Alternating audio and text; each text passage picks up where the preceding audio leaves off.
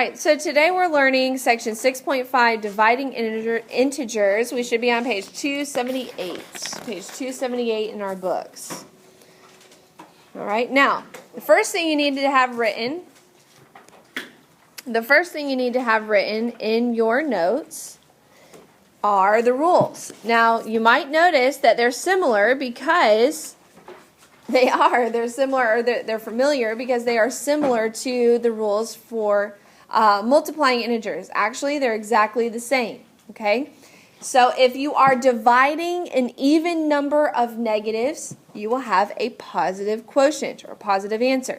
If you're dividing an odd number of negatives, you will have a negative quotient or a negative answer.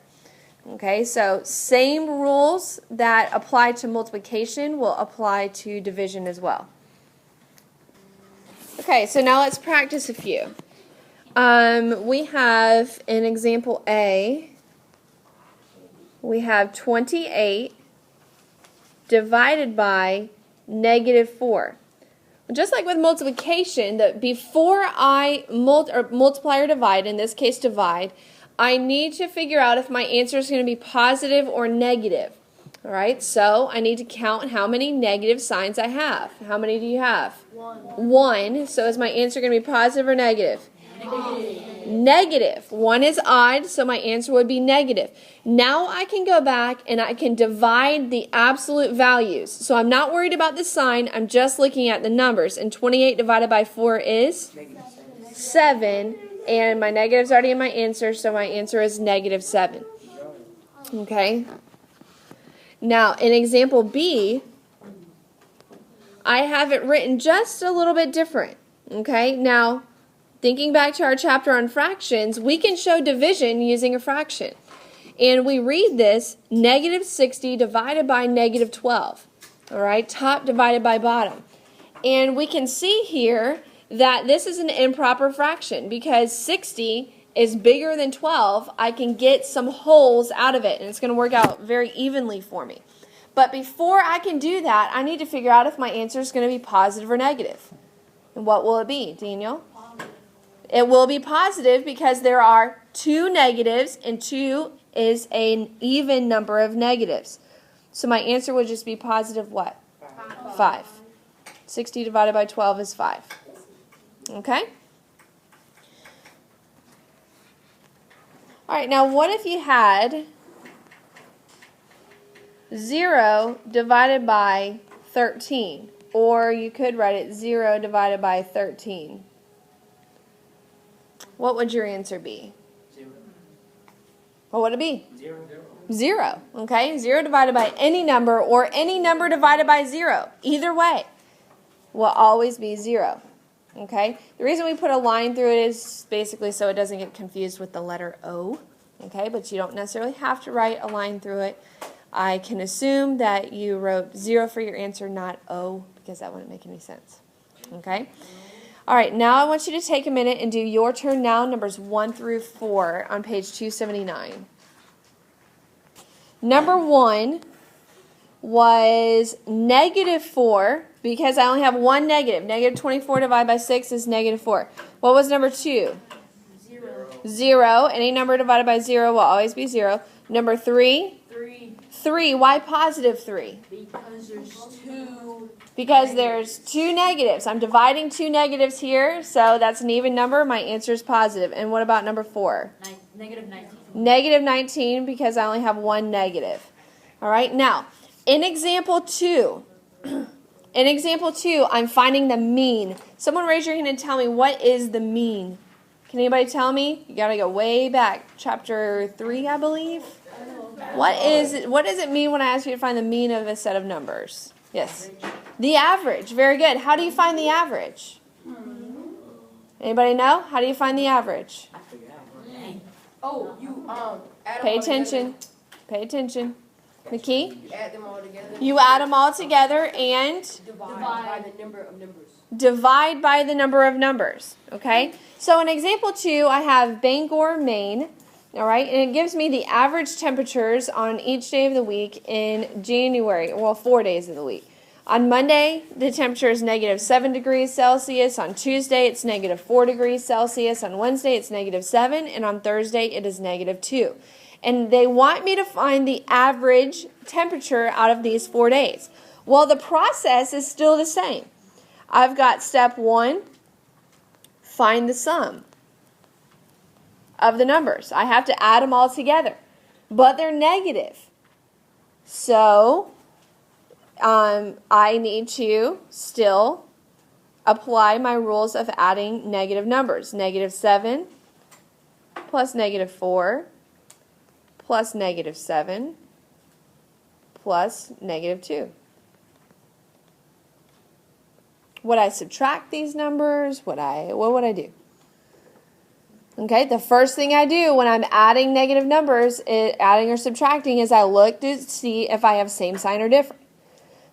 Are these what? Same sign or different? Same. They're all negative, which makes it really easy for me. All I have to do is add them together and keep my negative. Same sign, add and keep. Okay? So 7 plus 4 is 11. 11 plus 7 is 18. And 18 plus 2 is 20. So when I find the sum, it's going to be negative 20. But now what's the next step? Divide. I have to divide. So I take the sum, which is negative 20, and I divide by the number of numbers. How many numbers do I have? 4. 4. And what will be my average? 5. Negative 5. Negative 5, and don't forget to label, degrees Celsius. Negative 5 degrees Celsius. Okay, so finding the mean involves applying a couple of different concepts, some of which you've already learned, and then the division is what you learned today. All right, I want you to do number 5, your turn now on page 279, and we'll go over it in a minute. All right, so on number 5, okay, now conveniently again, you have all negatives. On your homework, it's not so clean. On your homework, you have some positives and some negatives. So you have to add your positives together, then add your negatives together and take the difference. Now, on this one, when you add them all up together, what did you find the sum to be? What was the sum? 1,600. Negative 1,600. When you add them all up together, you get 1,600, but you got to remember, they're all negative. You have to keep your negative. Now it's negative 1,600 divided by 5, which is the number of numbers, and you get negative 320 feet. I got it. Okay? It's all about remembering those rules, guys. It's all about remembering the rules. All right, now, quiet, please. Okay, now on example 3, there are a couple formulas that you need to know, okay, with converting a temperature. So you need to make sure that you have these written down in your notes. All right, Celsius to Fahrenheit will be F equals 9/5 C plus 32. And Fahrenheit to Celsius will be C equals 5/9 times F minus 32.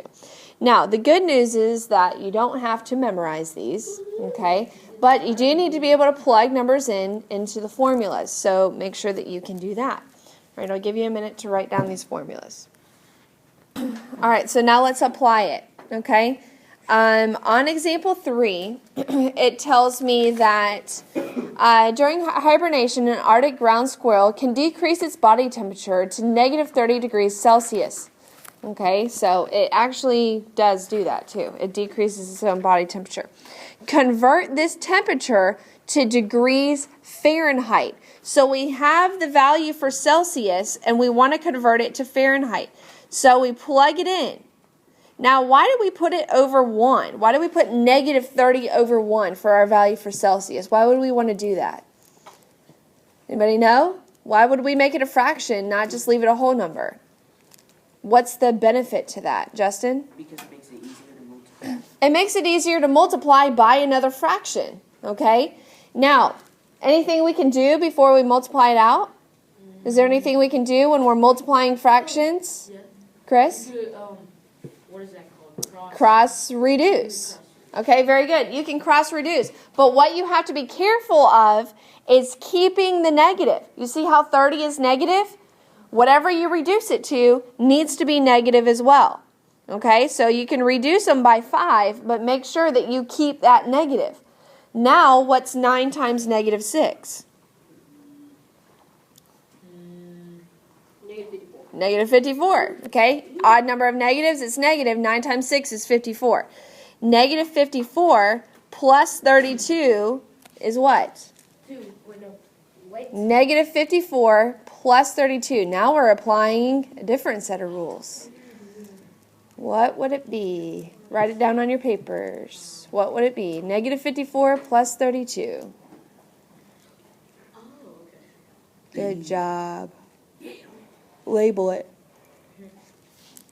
It would be Warsay. Opposite. Yeah.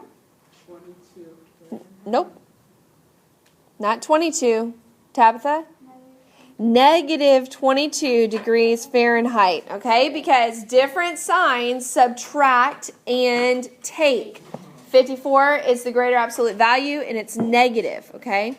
Now, we don't have enough time to actually work through the next one, but I do want to show you another example, okay? You don't have to write this one down in your notes, but I want to show it to you. And this is number 6, your turn now. It says compare or convert degrees Celsius to degrees Fahrenheit. You are going to do another one, just not this one. So keep your notes out. Okay? I need everybody paying attention. This one thing that frustrates me is when you start packing up, okay? I need you paying attention. It's important. So when you plug in the value for Celsius, the value is 0 degrees Celsius. So when you plug that in to the formula right here, well, what's 9/5 times 0? It's going to be 0. And 0 plus 32 would just be 32 degrees Fahrenheit. All right? So plugging in the number is really important that you can recognize some of those rules. Now, I want you to do number 7. Your turn now. Number 7 on page 280. Okay, what's the degree Fahrenheit that we're converting? What is it? It is negative 4. Okay, so when we simplify it, it's going to be negative 36. Negative 4 minus 32 is negative 36. We cross-reduce, and when we multiply, it would be negative 20 degrees Celsius. All right, so it comes down to making sure you can substitute and follow your rules for multiplying and dividing negative numbers. If you understand that, that's everything you need to know for 6.5.